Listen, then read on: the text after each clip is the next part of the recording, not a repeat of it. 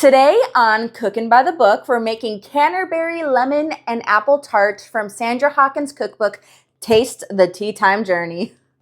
Hi, I'm Bernadette Catherine, and I'm a country singer who, well, let's be honest, has no business having a cooking show, but I do love making food for people, and I have a giant collection of cookbooks, which, if you look right over there, yeah, that's just a small part of it. So, let's get cooking by the book.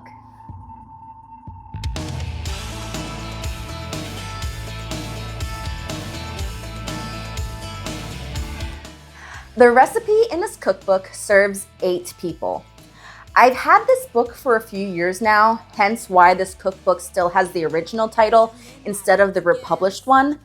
And I've enjoyed reading about the brief histories of England's regions along with the fun facts and lore behind each recipe.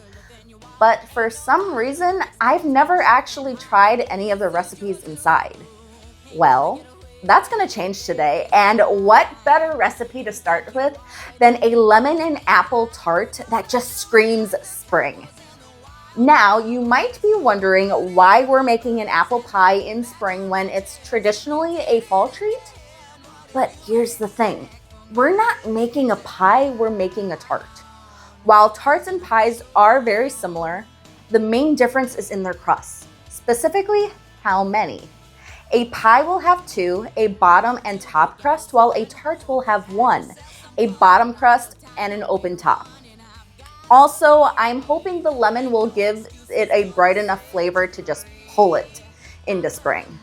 So, to make this tart, you will need a frozen pie crust shell, melted unsalted butter, 4 large eggs, superfine sugar, 2 lemons, or prepackaged lemon juice and prepackaged lemon zest. I'm choosing to go with prepackaged just to save some time.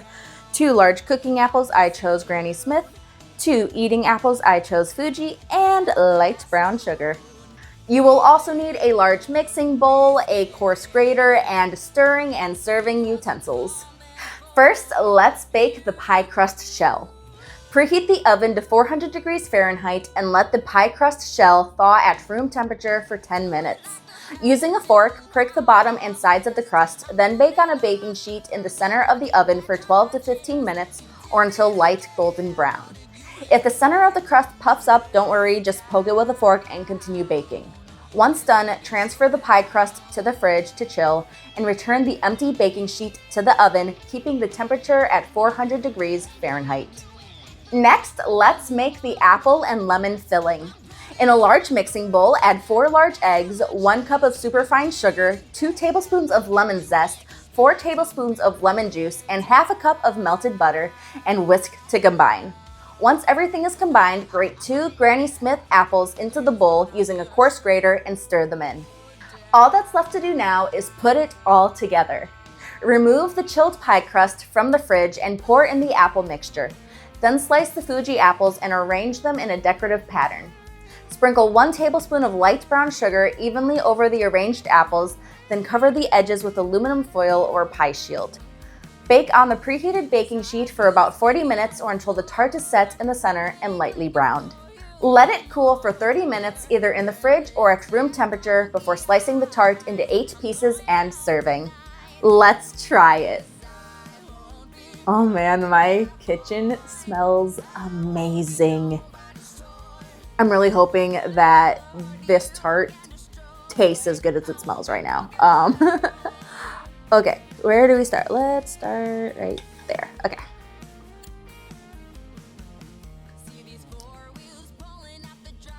It has a very bright flavor.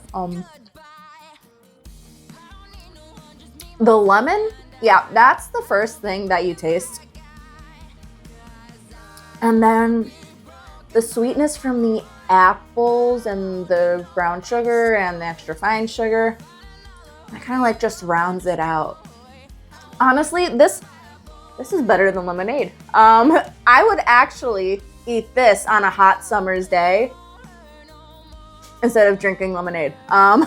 This is so good. Okay, I want more.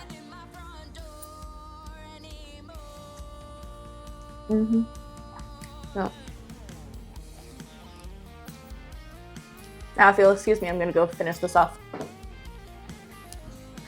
As I mentioned earlier, I've enjoyed reading about the history, fun facts, and lore that surround the recipes in this book. It's actually what drew me to it in the first place. And now that I've tried this tart recipe, I can confidently say that if you want a cookbook that not only shows you how to make simple recipes, but makes you feel like you're traveling around England when all you're doing is baking in your kitchen, then I suggest that you definitely want to get your hands on this one. Thank you so much for hanging out with me in my kitchen for this episode of Cookin' by the Book. I had a lot of fun making this dish, and I hope you had just as much fun following along. If you would like to try this recipe yourself, you can find the original recipe and link to Sandra Hawkins Cookbook, Taste the Teatime Journey in the description below. Now, don't forget to share your cookbook recommendations in the comments, whether you're curious about a cookbook or just want me to try a recipe from your favorite one. I would love to hear from you. Also, if you do try the Canterbury lemon and apple tart, let me know how it turned out and tag me on Facebook or Instagram with your photos.